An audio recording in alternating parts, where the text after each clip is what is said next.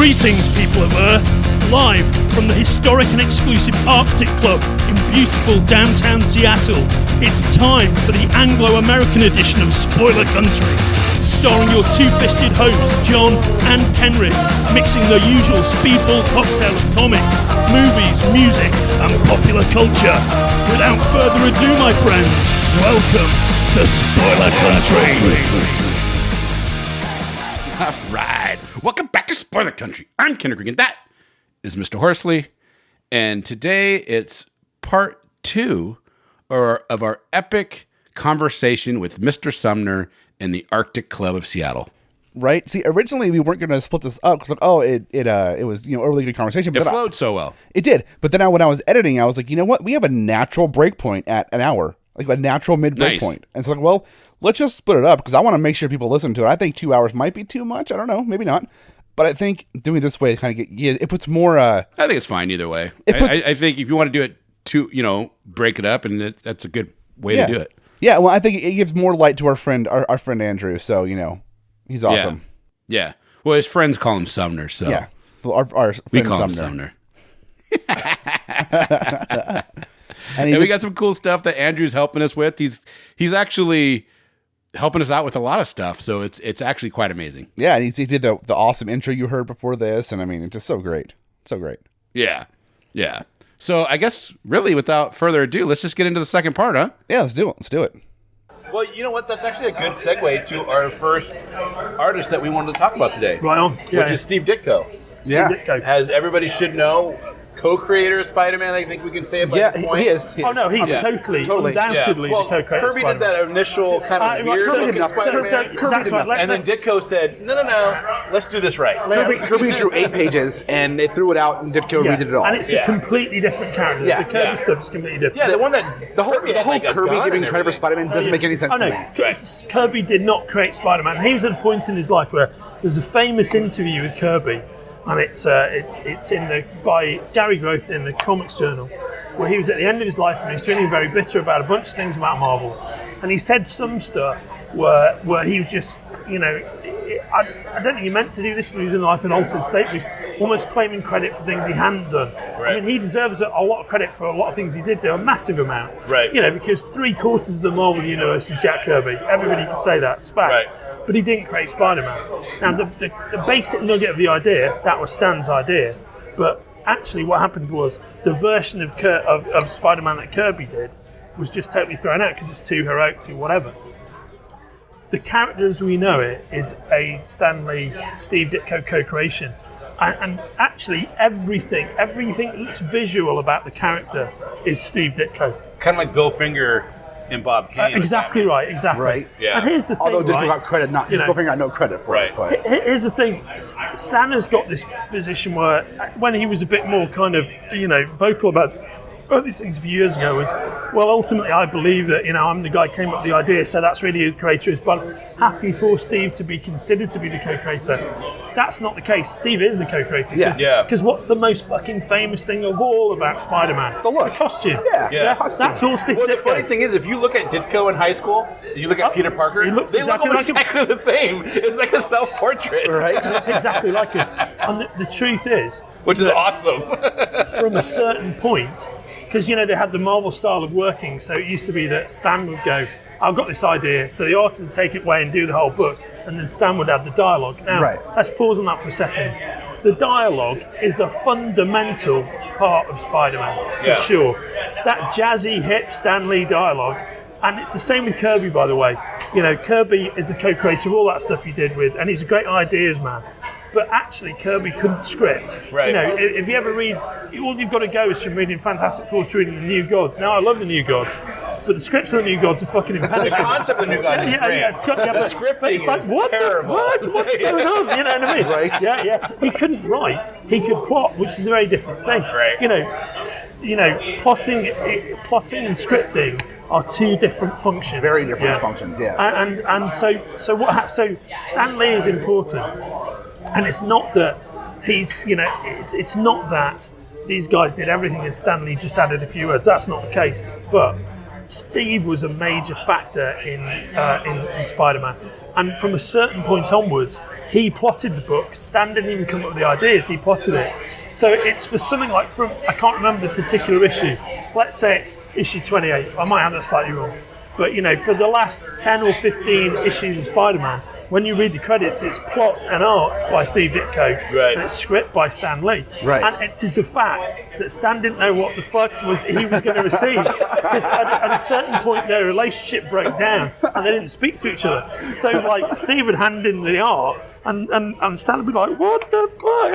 And he'd write the dialogue just basically around his conception of what the story was. So it's a fascinating dynamic. There's a couple of urban legends that have built up over the years about why that relationship split, and it's absolutely about the fact that the relationship broke down. But as Ditko always said in interviews in later life, nobody knows why I left Spider-Man, because I've never told them why I left Spider-Man. Right. And when I chose to leave Spider-Man, Stan Lee wasn't interested in why I was leaving. Yeah. Right. And so it's obviously about the breakdown of the relationship and the different values that each man had. And obviously Steve was getting much more into his whole extreme Ayn Rand objectivism theory, with these, heroes who don't have flaws and all that kind of stuff. But one of the things that is massively erroneously quoted as being the reason why they split is because Stan wanted the Green Goblin to be Norman Osborn, and Steve wanted the Goblin to be just a faceless guy, an everyman who nobody knew. Right. And ultimately, that's what split them up. And like literally, in the first issue after Steve leaves, which is where that's when the Goblin and Mask and it's Norman Osborn. But there's actually an article. I didn't know that. That's crazy. But that's the story. Is that the origin of the next one's the origin of Green Goblin? But that's the story, right? But the story is not true. Yeah. Because there's an article that like Steve Ditko wrote. There's a publisher he worked with in the last 25, 30 years of his life called Robin Snyder. So all of Ditko's work over the last 20 years has been self-published. And a lot of it supports his kind of extreme objectivist viewpoint and whatnot, and it's characters like Mr. A and all that. But it's interesting stuff. Steve Ditko is my favourite artist of all time. I don't agree with him on a socio-political level. That doesn't matter to me. Right. I love his work and I love his ideas. They're fascinating to read. But he wrote this article about 10 years ago. It was in an edition of Robin Snyder's. He produces this kind of semi-regular black and white publication about the history of comic books called The Comics. And Steve Ditko wrote. What's that? Who did that? It's called Robin Snyder. If you look up Robin Snyder and the comics, or Robin Snyder and Steve Ditko, you'll see all of this independent work that Ditko's published over the last 30 years. It's amazing. Check that out, yeah. And Robin Snyder was his editor at Charlton for a long time. And Robin's still alive now and still publishes all this Ditko stuff. But he published this article in his comic book history series called The Comics, which is about Steve. And and essentially what that article said is Steve Ditko going, it's not true that we fell out because Stan wanted the Goblin to be Norman Osborn and I didn't. I actually visually created Norman Osborn, and I used to put him in J. Jonah Jameson's Gentleman's Club as one of the guys in the background. And over time, he had a really unique look with this red curly hair. And over the time, I brought him to the forefront. And then he was always the guy that J. Jonah Jameson was speaking to. And then I introduced Harry Osborn, who was clearly his son. He doesn't use their names, but he says, this guy with this unique look. Yeah. Then I introduced his son when Peter went to university. And I was going to do this whole kind of storyline where it was all tied in with J. Jonah Jameson and, he wasn't going to just resolve it the way it resolves in Spider-Man 39, but that was his intention for him to be the Green Goblin. He created all of that. Yeah. But there's this kind of popular legend that's what they fell out over. It's fucking based. It's simply not true. Yeah. It's like Steve Ditko created Harry Osborn. I wonder what the fallout is from then. Yeah. I think Just basically social differences. Yeah, and also I think the fact I think probably that eternal creative struggle between the two of them. Yeah. You know, and you've got to remember Stan. This is like many years ago. He would have had a big ego. Yeah, You know, yeah. and then That's and like true. there's a well-known article, the interview with Stan, really around that period of time, like in the mid to late '60s, where he goes.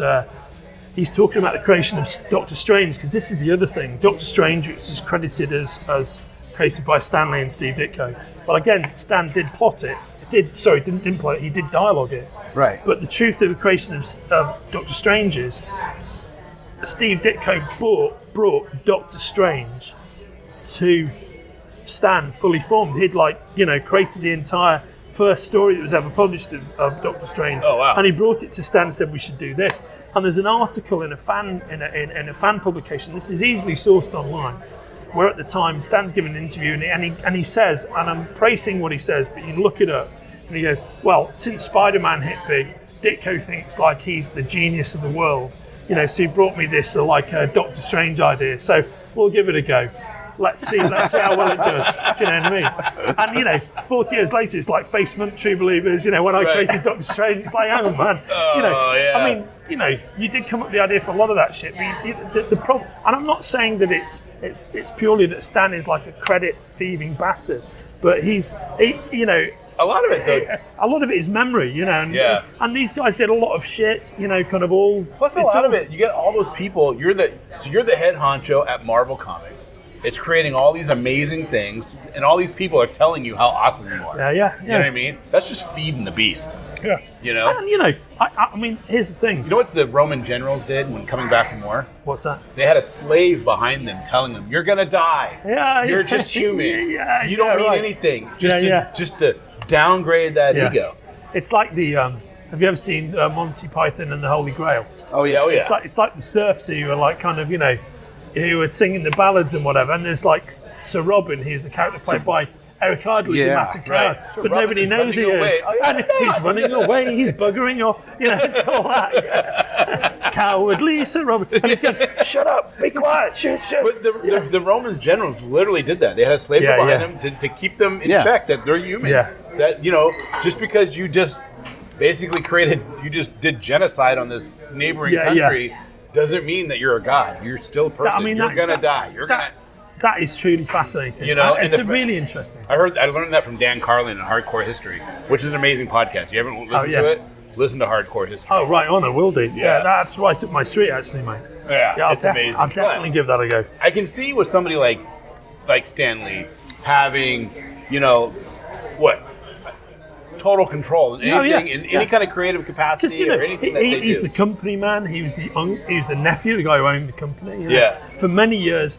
I mean, here's the thing, like Stan's. I don't adhere to that. Like it was all Jack and it was all Steve, and and Stan has stolen all the credit for that. I just don't believe that's true. I don't either. Because if you take the voice away and the voice is all Stan's, it's just not the same thing. It's not the same thing at all. And Stan was a decent it's all writer. About balance. What's that? He was a decent writer. Oh, yeah. I mean, and he was great at dialogue. Yeah. And what he was, I think, the thing is, you don't get contemporary Marvel without him, because he was the guy who created the attitude of it all. Yeah. The hit, flick, dialogue, all of that. That's all Stan. Yeah. The voice of Marvel, you don't get it without Stan. And he linked it all together, because the reality is, he created this fiction that's a Marvel bullpen, right? And it wasn't that. It was like Stan in the office and like Flo Steinberg in the office and Sol Brodsky, the production manager. Yeah. And everything else was freelancers. Steve, Jack, whatever. They weren't all sitting in the office like having a, but he created that entire fiction. That entire people world bought of it, they Marvel. believed it, yeah. And because it's a brilliant story, that's, you want to believe it, don't you? Well, making it so more like a soap opera. Yeah. And the teen romance of it. Exactly, and mate. giving people something to like compare themselves to that Fucking hero. exactly. You know what I mean? DC wasn't doing that kind of stuff. Yeah, I know. Because DC was a bunch of older guys in business suits at the time. That's what it was. Well, they'd already been bought out by Warner Bros. At that time. Yeah. It's like it was completely old school. Well, the thing is, that's super interesting, because what happened during that when DC got bought out by Warner Brothers, the guy who's like the head honcho of DC, he's called Jack something. And again, I know this guy's name, Right. It's like the rusted door of memory, that's stopping me getting into. He ended up with a big seat on the Warner Brothers board, and he lived until his late 90s, that guy. But he's the guy who is absolutely instrumental in not giving Siegel and Schuster the credit they deserve. That's all down to him. Yeah. Oh, really? It was his whole other story. Yeah. And that's a podcast worth of stuff. That is a podcast for the stuff right there. So, I'm a massive Stan Lee fan. I personally would prefer it if Stan Lee turned around and said, I co-created Spider-Man with Steve Ditko. Not that, I'm happy for them to be considered to be the co-creator. Well, that puts you in the primary position. I'd much rather you just I co-created with these guys, because he certainly did. Yeah. And it's like, the Fantastic Four is not a bunch of Stan Lee dialogue. And it's not just a bunch of Jack Kirby amazing visuals, it's both. Because if Jack had written, if he'd dialogued the Fantastic Four, it would not be the same. No, not at all. Or any of that stuff, What do you, so Ditko unfortunately passed away just June of this year. Yeah. And I know there's a lot of, there's a few people that had letter correspondence with him. Yes. Going back and forth. Yeah. And almost every single person that's come out that said they've had a pen pal type relationship with him. And he was very much hating the world near the end. Yeah. Not a big lover of humanity, I guess you could say. I tell you, I don't think that's true. I think that my personal view is he had a very, very specific socio-political belief system. Yeah. Right? And he was very polite but very forthright.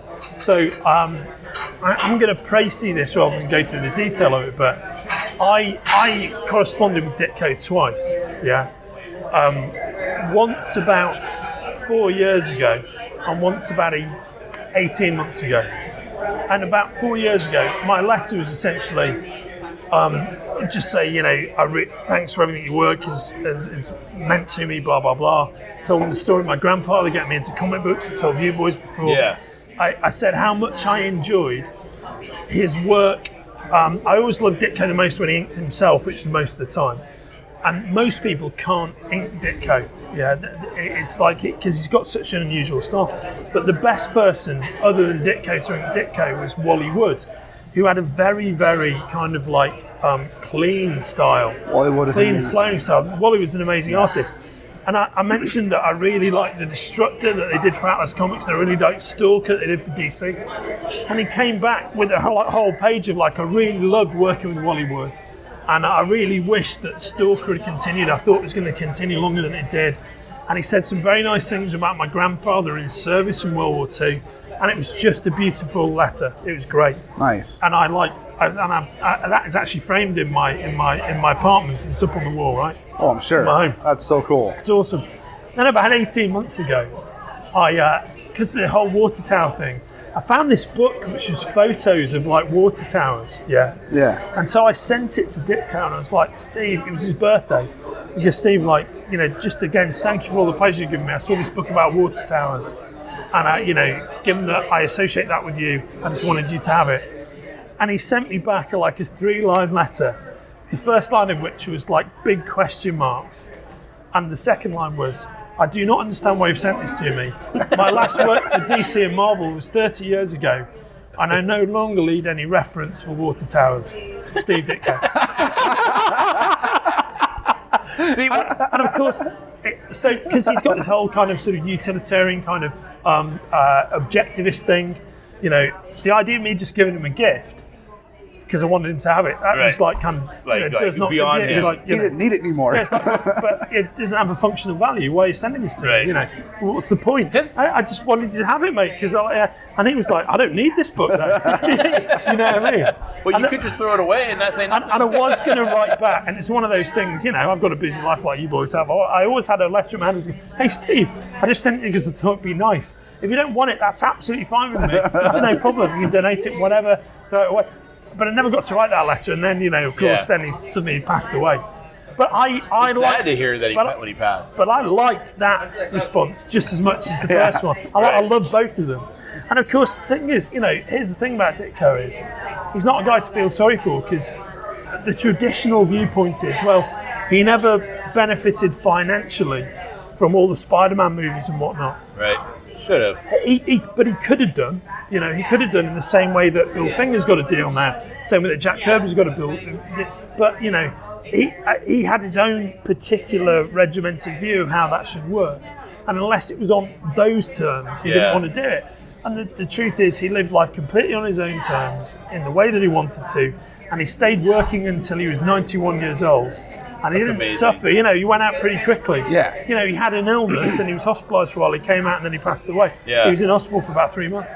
And then he came out and, and it was just age issues is why he died. He was an old dude. Do you know what his work reminds me of? What's that? It's Roy Lichtenstein. Oh, yeah, I get They're that. very similar. And I'm wondering who influenced who. Oh, I'll tell you, I know the answer to this straight off.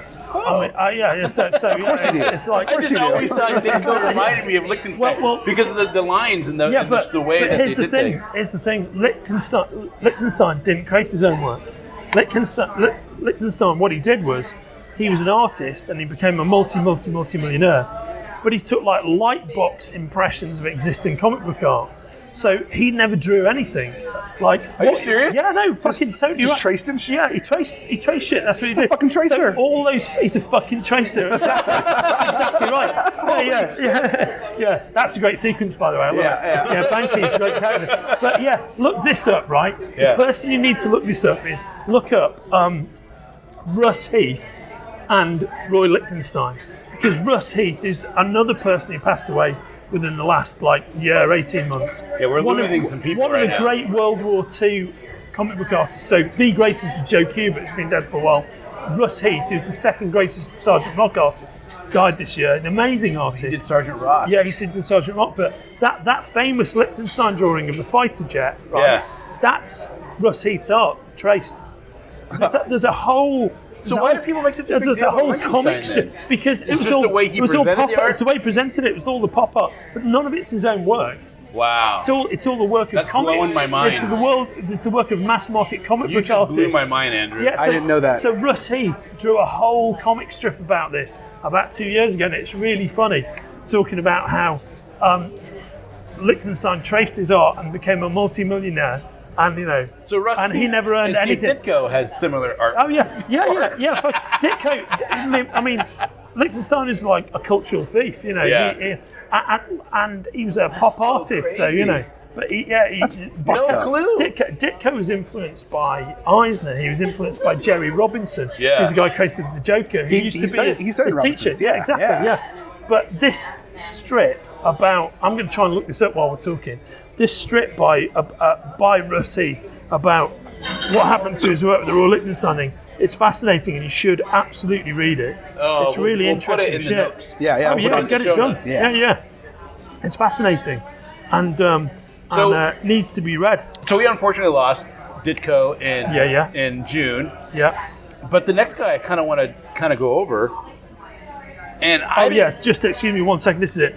Russ Heath's comic book about being ripped off by Roy Lichtenstein will give you a new appreciation for the Hero Initiative. Oh, yeah, Just look all this stuff up. we'll It's link amazing. that in. That's it. It's called Bottle of Wine. It's fascinating. Actually, Put that in. before we get to these dudes, can I just real quick Yeah. tell you something? Because this is a fucking great story. So Russ Heath, who also passed away this year, and if I thought about it, we'd be including him in this conversation. Here's an awesome story about him. And by the way, anybody listening to this, my details aren't precise. All of this has been dredged from my own mind. And I They're remember close a lot. enough. That's the best. But, They're close enough. But you can look up the reality of what I'm saying. You This can is double check barroom it. history. Yeah, barroom history. Exactly. Amen to that. Cheers. Yeah. Cheers. Yeah. So basically, Russ Heath did a lot of work for Playboy on strips like Little Annie Fanny and stuff like that because he's a brilliant draftsman. Oh yeah. I saw a little news thing about He it. did a lot of that stuff, and so basically once when Playboy was on deadline, him and another creator were asked along to the Playboy mansion, to actually finish up a bunch of strips in a really tight time frame, like a week. Yeah. They had a shitload of work to do in a week, but at the end of that week, Russ Heath realised that he was getting free meals from the Playboy Mansion kitchen whenever he wanted to. There were parties with Playboy bunnies and models and centerfolds and whatnot every couple of days. he had this kind of room at the Playboy Mansion, and because of the nature of that organisation, and it was so cash rich then, nobody was asking him to leave, so he just stayed. He stayed there for months and months and months. You know what I mean? Just living there until one day, you know, it wasn't for, and he did stay there for months in the Playboy Mansion, working and going to parties and whatnot, and drawing drawing cartoons of the bunnies and the models and everything. It's only when after something like 6 months when we turned and said, who are you again? You know, and then it was like, and he told me, he's like, the next day he was out, he was back home. But he lived at the Playboy Mansion for months. Oh my God, that's hilarious. There was a DC special that was a tribute to Joe Kubert in the late 60s. One of these amazing World of DC type. That guy was amazing. Kubert, he's phenomenal. And he has a self-penned strip in it near the beginning of that, talking about his life at home. And you see Adam and Andy, his artist sons, when they're little kids in this strip. And there's a sequence in it, which I never understood when I first read that comic years ago, where he rings up Russ Heath going, you know, oh, Russ, I'm under so much pressure with these deadlines. And it cuts to Russ, and he's at a party surrounded by women in low-cut dresses, going, yeah, you're right, Joe, life's really tough, you know, as an artist, what can I tell you, you know what I mean? And it's all chinking wine glasses and beautiful models. And I just never understood it. And it's Joe Kubert referring to the fact that this fucker lives at the Playboy Mansion, and I'm here with my family creating all the same stuff. You know? Oh my God, that's hilarious. Yeah, so it was, So, dudes, other artists who have passed who we're going to talk about. This one's interesting to me. No, I'm good right now. Because I honestly didn't know Norm Brayfogle. Yeah. You know what I mean? Until you said, hey, let's have a conversation about Norm. And Johnny, of course, knew who he was right away. He's like, oh yeah, he drew Batman for a long time. Yeah. And I looked him up and I was like, oh my God, I know all of these. You know all his poses, all these poses. I know this work. Yeah. Didn't know the artist. Yeah, right on. So I was excited to hear what your take was on. Well, do you remember around the time he died? Because he died pretty young, really. Oh yeah, he died super. Oh no, he died super young. I mean, he's about the same age as me, a bit younger maybe. Maybe a year or two older than I am. He's kind of in his late 50s. But what it was is his health hadn't been good for a while, and he'd had a series of strokes and whatnot. Yep. And he was left-handed on the left side. And that's ultimately what took him out. So he'd been in poor health for a while. He was just one of these guys who's very unfortunate. But you might recall, like around the time that he passed, because we're all friends on Facebook and whatnot. Yeah. My Facebook cover image was this awesome image that he'd done of Batman looking at the Houses of Parliament in London. But here's the thing about Norm Brayfogle is he's the artist and what I consider to be the last organically great run on Batman. And what I mean by that is we now live in a world where everything is like they put together a creative team and it's a big media event, you know. Everybody's much more media savvy. There's a big social presence with all the major publishers. So they sign people up to do Batman for a while, and it's a big deal. So, you know, whether that's, Scott Snyder's run, you know what I mean? Right, it's like Court of Owls and all, that's a big deal. Yeah. Yeah. Or it's Grant Morrison's run, you know, it's a big deal. Yeah. Grant Morrison can do no wrong. Yeah. So basically, I've got a whole conversation about that, which we've got to have some time. Yeah, let's not have it now. But basically, Grant Morrison, then we got to do Warren Ellis. Yeah, exactly. To me, they feel like they go side by side. So it's funny because Warren Ellis and I both wrote for Speakeasy, which was a comic book news magazine that came out monthly in the UK in the late 80s, and I was a reviewer for it, and Warren Ellis wrote some of the interviews and stuff. And when I used to read that, I used to read his work, and I used to honestly think, this guy is the worst journalist I've ever encountered. All he wants to do is talk about himself. So he's interviewing people. I'm interested in the interview, but he's got all this shtick where he's talking about himself and how many cigarettes he smokes and all this wanking off all the time. And I was like, this guy fucking sucks. So for a long time, I didn't read his. When he became, that's hilarious. It's a long time ago now, but when he became a big comic book author, I never read his stuff because I thought this guy's fucking incompetent, right? And then I picked up his comic books and read them, and I realised, shit, the reason I hated your journalism is because you're not a journalist like I am. Right. You're an author. The reason you talk about yourself all the time is because you've got all the stuff that you want to get out of yourself. So the reason all your interviews are about you and not the subject is because you're Warren Ellis and you're actually a fucking genius. You know what I mean? And I had to have this complete 180. Because for years I was going, that guy, fuck, he sucks. You know, and people were looking at me like, have you read The Authority? And I was like, yeah, fuck that's it. Have you read this article he did 10 years ago? And like, nobody's read it. I'm the only person who's read it, right? That's how bad it was. Nobody read it. And then one of my mates says, look, instead of doing, you just got to read this. And the moment I read The Authority, I just totally understood, and then I was like, okay, I get it. This guy I've been slamming as a hack journalist, one of the worst writers about comic books I've ever read, is in fact a genius comic book author. and that's why he was trying to talk about himself all the time, because he's got all of that bubbled up inside him. Right. So, you know, Warren Ellis, you'll never get to hear this, but I'm very sorry that I maligned you for so long. You know, and also I know that you won't give a fuck. I thought that. I'm sure he won't give a toss that I you know, thought he was rubbish, and he won't give a toss that I think he's brilliant. But you know, that's my Warren Ellis story. I love it. Anyway, so we were talking about Norm. Okay, so here's the thing. So yeah, we were talking about hoopla, right? You know, this is why you fit in with us. Yeah. Because all we do is go off on tangents. Well, Come back and change them back. digressions and tangents are life, aren't they? Yeah, exactly. So my whole life, my whole career is one digression. You know what I mean? You know what I mean? I started writing about films, and now I make I gotta tell toys for a living. I watched you know what I mean? all your clips on YouTube with your films. My TCM show. Oh my god, I loved it. I wish you were still thanks, doing man. that. Yeah, that's great. Oh, thanks, That was guys. Thank great. you very much. No, They don't do that kind of stuff on TV anymore. Yeah, no, they don't. I mean, it's very much of its time, but thank you for your kind words. You know what But I mean? really mean it. Oh yeah, They're not no. just kind words. I really mean it. No, I It was- appreciate it, mate. Thank it was you. like, that's my Yeah. friend, and he's doing some cool shit. I love it. That's your friend when he's a lot younger. Close enough. Right? Yeah. So, The hair's a little wider now, but oh yeah, it is a little whiter now. Yeah, that's true. Yeah, that's true. But Norm, Yeah, I Norm. honestly didn't know until you said, hey, let's talk about him. I know. So Norm Breyfogle, unfortunately had his health issues in recent years, but he's a fucking genius. And when I say he was the kind of the last great grassroots creative team, what happens is they bring in Alan Grant, who is one of just amazing work that he does. Alan Grant is one of the great 2000 AD authors, one of the great Judge Dredd authors, with his on and off writing partner John Wagner to write detective Wagner. comics. Yeah, Amazing. And Grant and Wagner write detective comics together for a couple of issues, with Norm Breyfogle as the artist, who at this point is pretty much unknown. And right away, there's just a huge step change. There's a massive step. They started doing stuff. They started having they did episodic comic books, but with a backstory that they evolved and evolved and evolved. So they introduced a whole bunch of different things, and Wagner only lasted a relative handful of issues. Maybe it was 6, maybe it was 8.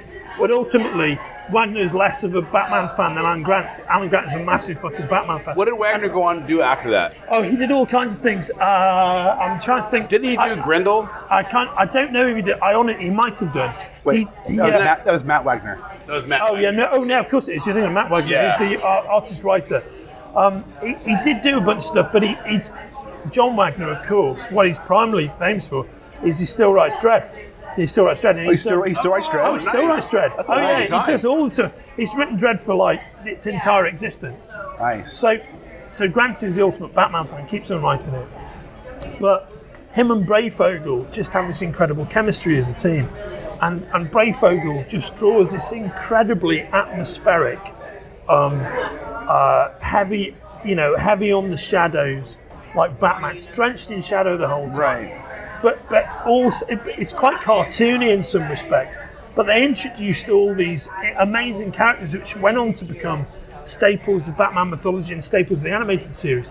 So they introduced like kind of Scarface, the ventriloquist. Ventriloquist, and they were the team who did Death in the Family, right? Yeah. And they introduced Tim, not Death. They did Tim Drake. They brought Tim Drake in. They brought Tim Drake in, and they did all kinds of greats. They did Charles Victor Skaz. They did all these characters.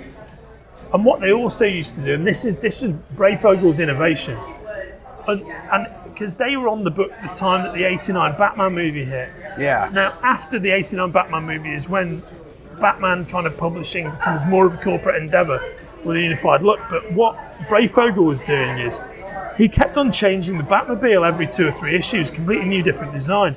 And I saw an interview with him once. He said, "Well, the thing is, like, you know, Gotta have fun somewhere. yeah, Bruce Wayne is a billionaire playboy who loves his toys, and he's a reckless billionaire because he dresses up like a bat and beats the shit out of people. Keeps on wrecking the Batmobile, so he's got to build a new one. So he's got an arsenal of Batmobiles all built because he's like a playboy billionaire. They're not all the same. He wants new ones all the time. Right. And it's like makes complete total sense, right? It does make sense. So he had all this wealth of Batmobile designs, and then they introduced. They had this.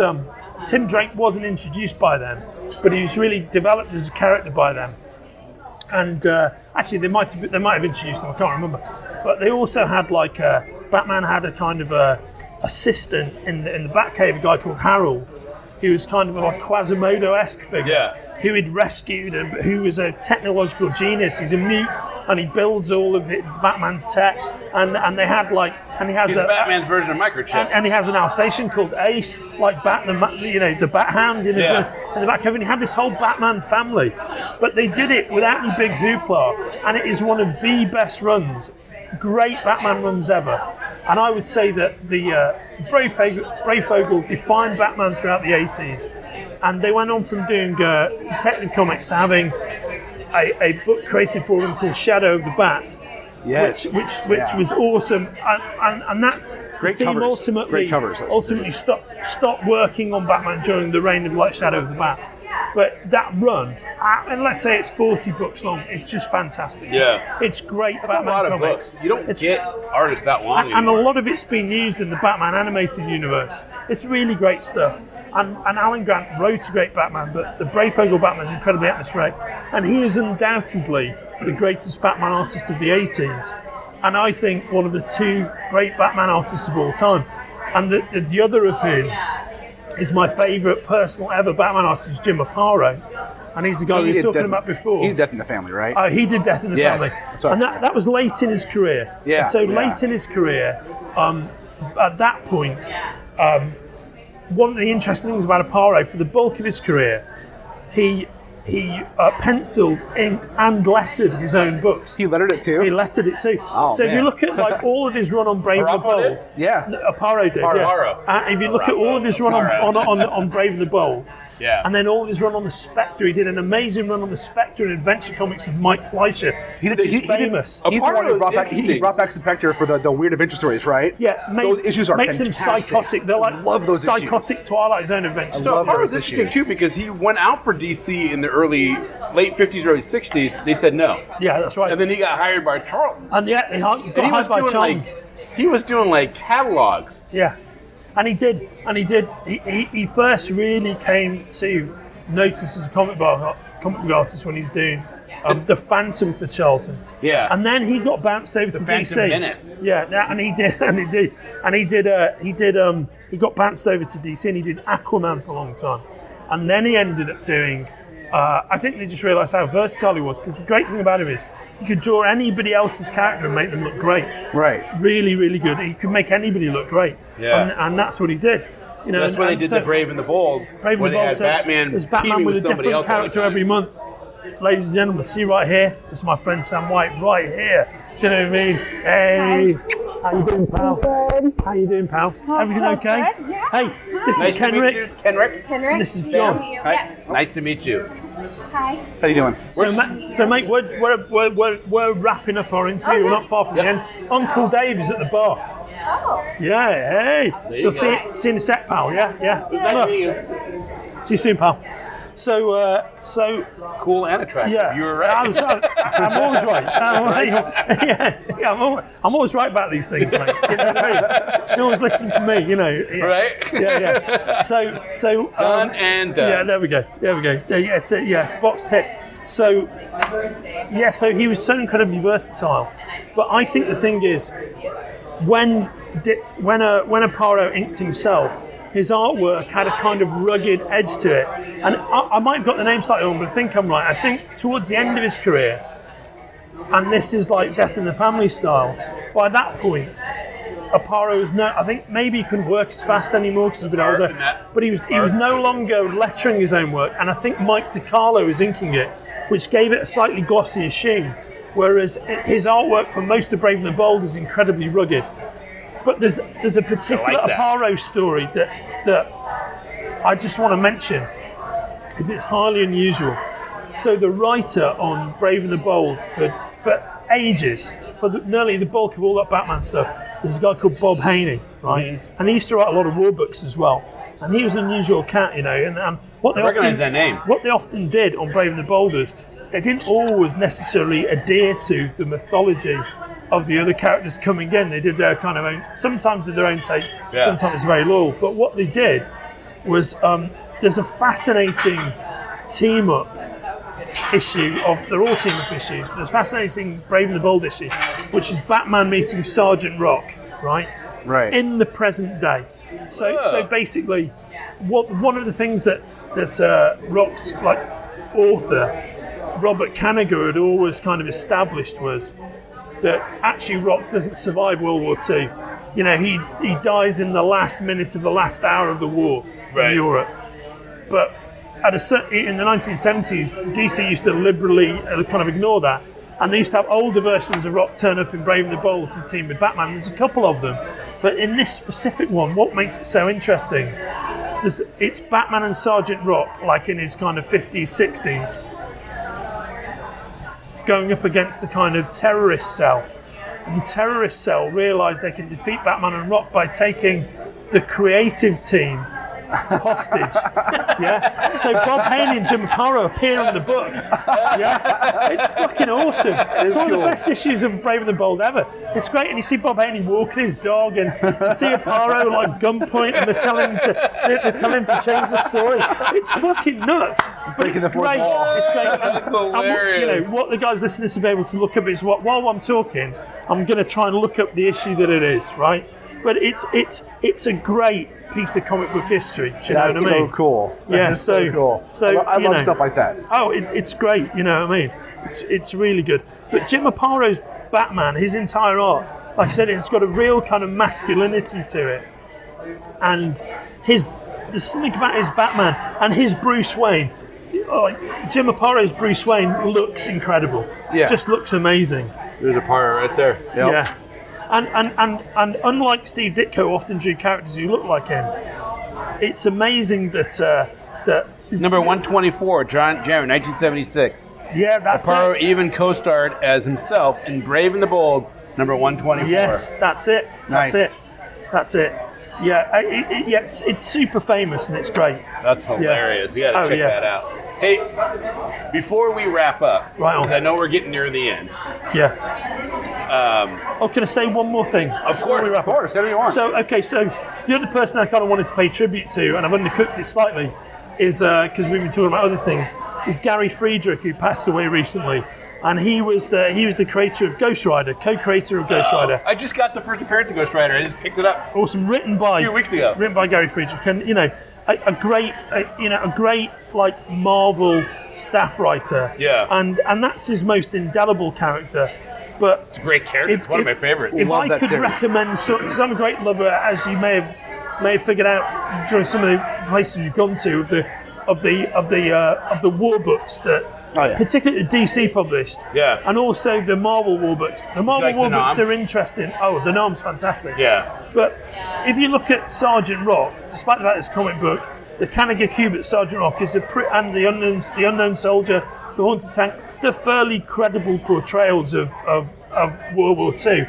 And my granddad Pops, he loved all of those books. Yeah. Whereas Sergeant Fury and the Howling Commandos is basically like a Marvel book, just like all the Marvel westerns. When you're reading Two Gun Kid, Rawhide Kid, Kid Colt, and Sergeant Fury, they're all highly unlikely. Sergeant Fury and the guys parachute into Germany, and they're literally like throwing down with their like machine guns while they're coming down in the parachutes at the same time. Shit that just can't actually happen. Right? All that Wahoo stuff. But yeah, exactly. But what it's fascinating because when you read those, you realise that what Stan and Jack and Dick Ayers and those guys did. They just applied the Marvel sensibility, even though it was the Wild West, or even though it was World War II. Right. It's exactly the same storytelling techniques they had with the superhero characters. The Marvel way. But as time went on with Sergeant Fury, what happened is ultimately Stan and Jack and Dick Ayers carried on with it before. Stan and Jack came off them. And then ultimately, in the later issues, which I don't believe have ever been collected, Gary Friedrich became the writer. And it was down to like a kind of bi-monthly schedule at that point. But the art was sometimes by Dick Ayers and John Severin, and sometimes just by John Severin, who was an incredible draftsman, just beautiful artwork. And his sister Marie Severin is the lady who passed away recently, very famous in-house artist at Marvel. Yeah. But John Severin is one of the great World War II comic book artists of all time. And Gary Friedrich wrote a series of books, which were all a series of Sergeant Fury stories, which all begin with "the." So it's kind of like The War Lover or The Deserter or whatever.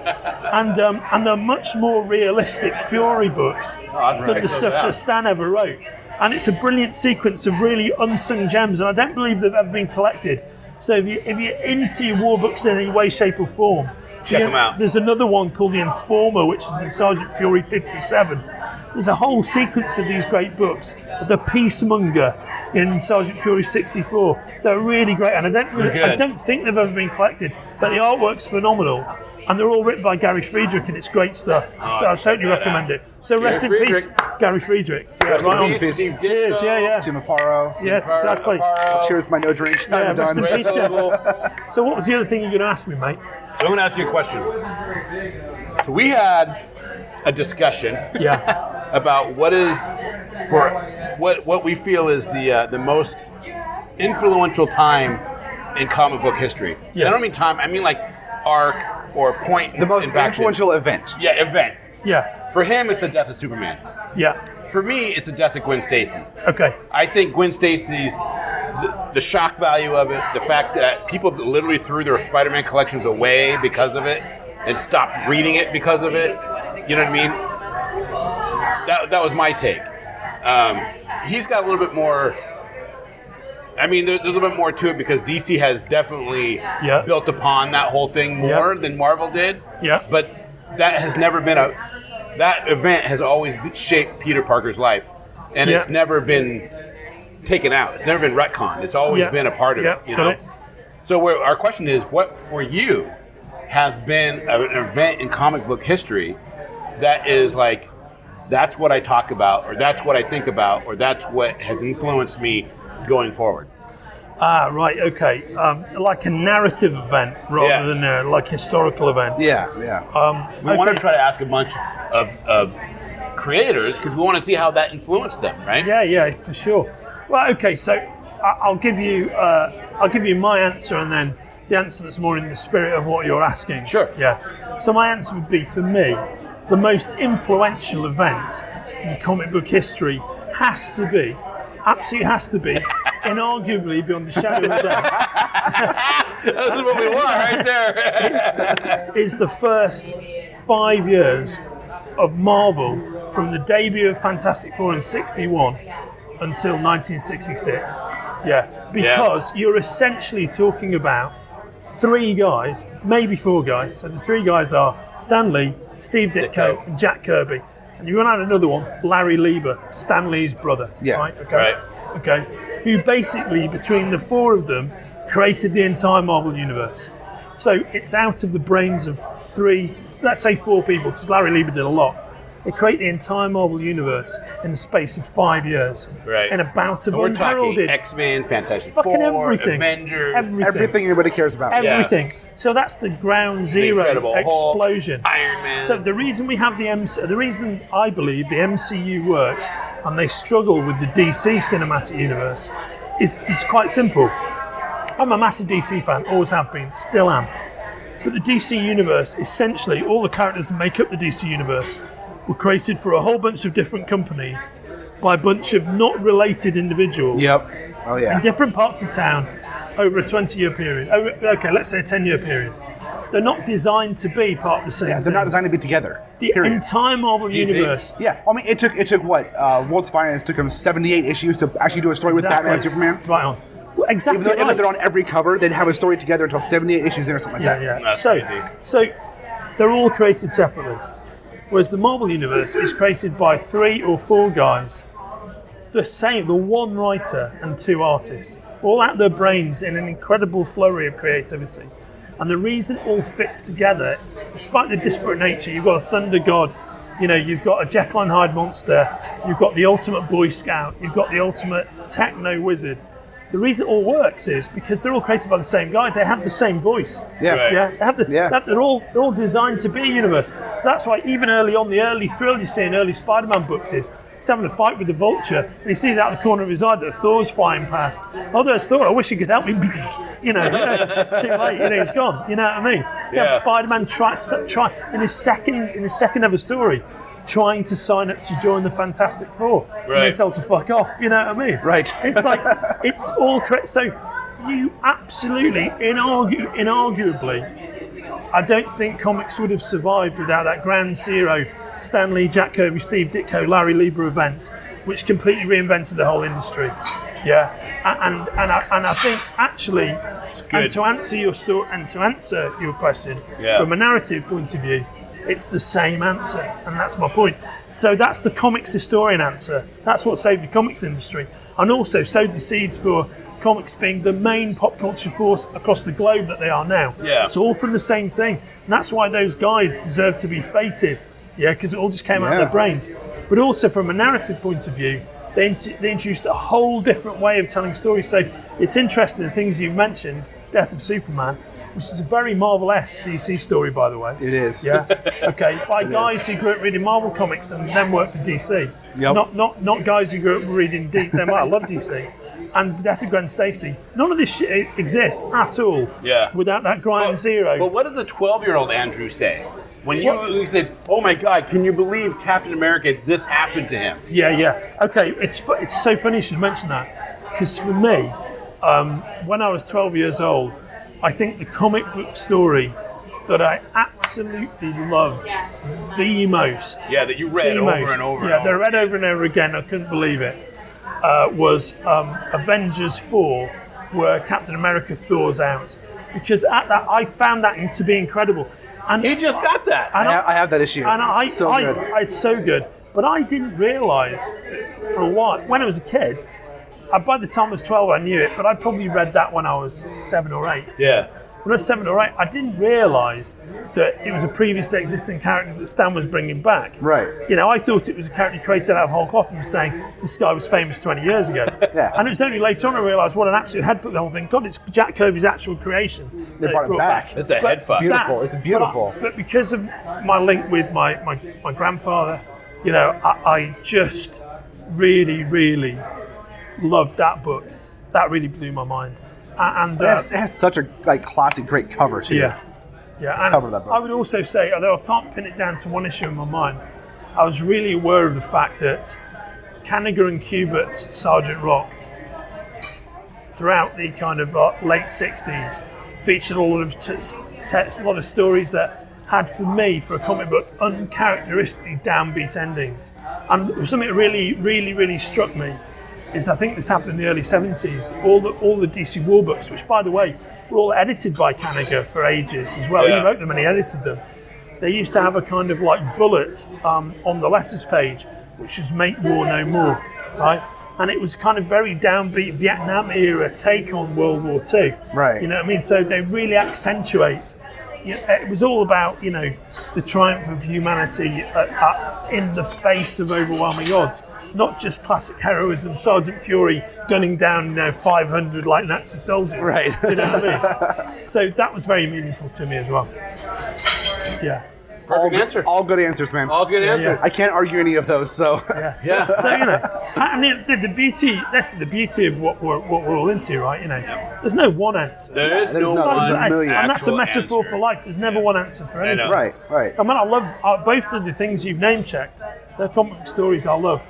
I don't love the Death of Superman so much, actually, because I think fundamentally, I was 12 when that came out. yeah, I know. right? It's, And for me, it's it was absolutely huge. a comic book to Yeah. 12-year-old Yeah. kid. But Yeah. the villain's essentially a ridiculous character designed for one reason, to kill Superman. Yeah, right? yeah. Death of Gwen Stacy, I mean, that was a major head Yeah. fuck. When I read that, it was like, what? Yeah. People Yeah. literally threw their Spider-Man collections away, freaked out about it. No, They totally were freaked like, out. And it's you actually, can talk to people that read that when they were 13 years old today, and they're still mad about it. They're still upset. Well, do you know what the big, I'm sure you've had this conversation, the big controversial about that issue is, it's one thing.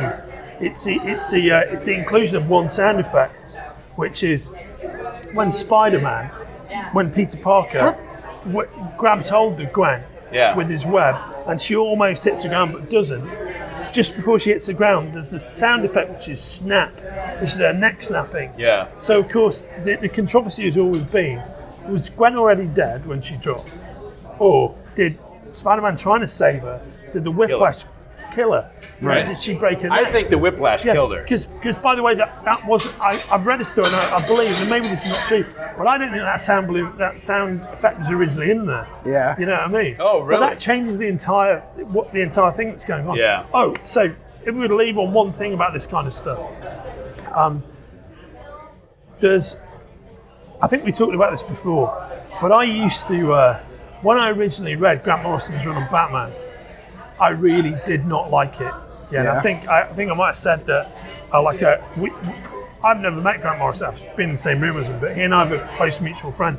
It's a guy called Ryan Hughes, who's one of my best mates. Ryan and I used to live together, and he was the artist on the update of Dan Durr that Grant Morrison did. He's done a bunch of other Grant Morrison books, but Ryan is the guy who designs all of them DC and Marvel logos. Oh, right, you talked about that. Yeah. He's a really cool bloke. That's cool. And when Grant did his original Batman run in the 2000s, I read it and I thought, well, this is fucking incomprehensible. I mean, I spent my entire life collecting all these books. I don't really know what's going on. Classic Morrison, completely labyrinthine narrative, not enough character. This is nonsense. And then I listened to the Fat Man and Batman podcast. It's a two-parter where he talks to Kev Smith for 2 hours about what he was doing. Yeah. And I think we had this conversation last time we spoke. But listening to him explain it, was what he was basically going. His whole premise was, what if all 50 years of Batman publishing history was essentially his life story? Oh yeah, we talked about this. Yeah. But actually, every 10 years of it is a year of his life. Yeah. So it's 5 years of his life. Yep. Or it's 10 years of his life, but it's happened in 50 years. Yeah. And so it starts out, he's a grim vigilante. Then he's lightened up because he gets a boy assistant. And he thinks, I've got a family to live for. And then he starts getting, he starts experimenting with fucking drugs and hallucinogenics, which is where you get all the 50s, crazy stories. Yeah. And then, the rainbow Batman suits. And then he starts to get really kind of self-satisfied with his billionaire lifestyle, which is where you get all the crazy Adam West stories. Yep. And then things go badly wrong when Dick goes away to university, so then it's suddenly everything gets dark again. And he explains that much better than I'm doing it now. When I listened to that, I was like, holy fuck, that sounds amazing. And then I went back and read the whole thing again and enjoyed it literally 100 times more. Yeah. I thought, actually, this isn't a piece of shit, this is brilliant. But sometimes it's just all about context, isn't it? You gotta understand it's about why. having that one person, whether it's the author or whether it's a friend of yours, like it was with me and Warren Ellis, going, no, you want to read this. Okay, well, actually, that's brilliant. You know what I mean? It's that entire moment is such a great thing. Oh, you know what we should talk about next? What's that? Next time is Jonah Hex. Oh, yeah, I love Jonah Hex. I just think he's a character that I don't think is given the right due nowadays. You know what I mean? I just picked up number 1. 1972. Monumental character, and they did so many interesting. And that was Michael Fleischer. He wasn't created by Michael Fleischer, but Michael Fleischer literally wrote the bulk of his adventures, and he's the guy who wrote The Wrath of the Spectre. Oh, right. He passed away a while ago as well. Wrath of the Spectre is a great series. At some point, we should also talk about Ed Brubaker, who I think is the finest author working in comics today. He's in a class one of the best his own. out there. Yeah. I think we have plenty of topics to talk about going forward. So next time is He's in Jonah a total Hex class of his and own. maybe Ed Brubaker, and we'll go from there. Right, I love it. I'm all over it. Andrew, thank you so much for joining us. Guys, such a pleasure. And this is going to be an ongoing series, Spoiler Country with Andrew Sumner. And we got a whole new intro with it. Yep. And Andrew did a bunch of intros for us. It's going to be amazing. We got new music. It's going to be a lot of fun. Yeah, and the next time we're in the same town, the same places, like some of my Titan crew, we'll sit them down into the mix as well, because and then we'll plan out a trip to London. Oh yeah, because the plane ride to London isn't that much. I mean, as soon as you're in London, you can take us. Red will take you out for the evening. we'll take you. You know, we'll Just take tell you us where to some of stay the- where it's not too expensive for the hotel. Right on. Yeah. And we'll get it done. We'll get it done. Yeah, we'll get it done. No, very much. But thanks for inviting me back, guys. I've so massively enjoyed it. Anytime you want. It's been So much fantastic. fun. So much fun. So man. much fun. Like we said before, anytime Titan's got something, just let us know so we Of course, yeah. we can put it out. Well, I'll hook you guys up with Will for sure. Who will keep Yeah. you fed with all of that stuff. I like Right it. on. Awesome. Yeah. Thanks, brother. Andrew. Okay, it's fantastic. John, All thanks right. so much, Thank mate. you. Cheers, gents. Cheers. Hey, let's get I'm- another round. I'm showing Cheers, all the people, best. sure. Hey. And we're back. Yeah, we're back, dude. Not only do I love talking with him, but every time I learn so much stuff. I know. He's just like a wealth of knowledge, and his storytelling is on point. Right? He tells these stories and he tells us all this information. You're like, one, how do you know all this stuff? And two, oh my God, it's so cool. I know. I feel like he's like a hidden gem. You know what I mean? Yeah, Like yeah. we told him while we were leaving, hey, you can't be doing other people's podcasts. What's up with that? Right? You're our friend. You're ours. I saw you on somebody else's show. I don't like that. No. But we're lucky. Andrew's going to come on at least. We're shooting for at least once a month. Yeah. He has his own special intro that you guys heard on this one and on the previous one. Yep. And we're going to keep rolling. And now we're planning on going to London so we can hang out with him in his hometown and do some recordings there. He kind of made it. We had to. He recorded us 4 intros with four different locations, and 2 of them were in London. Yeah. So we have to go there now if we're going to use all intros. Yeah, right? So there you guys go. It's going to be amazing. And I hope you guys enjoyed it as much as we did making it and being there. So yeah, it was so much fun. I literally cannot wait for the next one. yeah, me too. Well, there you guys go. That's a show. That's a show. That is a show, man. Don't forget, we are heard everywhere podcasts are heard. And of course, we're on all the social media. So just look us up and send us a tweet, a chat, Anything. a like, A DM. whatever you want. A DM. Maybe you want to slide into our DMs, as the kids like to say. As the chitlins like to say these days, slide into those DMs. No, that's the same. Yeah, what's up? So we got a voicemail, Johnny, right? We do. You can call us on your regular old cell phone or your old rotary phone if you want to at 707-656-2080. One more time, 707-656-2080. And you can leave a voicemail, and we're going to do something awesome with them. I know we haven't done it in a while since our 100th episode, but we've had a lot of other stuff happening. And trust me, we're saving them up for you. That's right, Dennis. People do call us. That's right, Dennis. And we have a website, scpod.net, where we have lots of cool articles and reviews, and all of our stuff is there. Yep. And I would definitely Johnny check it out. just did a Charmed review of the TV series. Yep, the new TV show Charmed. Yeah. Yep. Which So- you were well.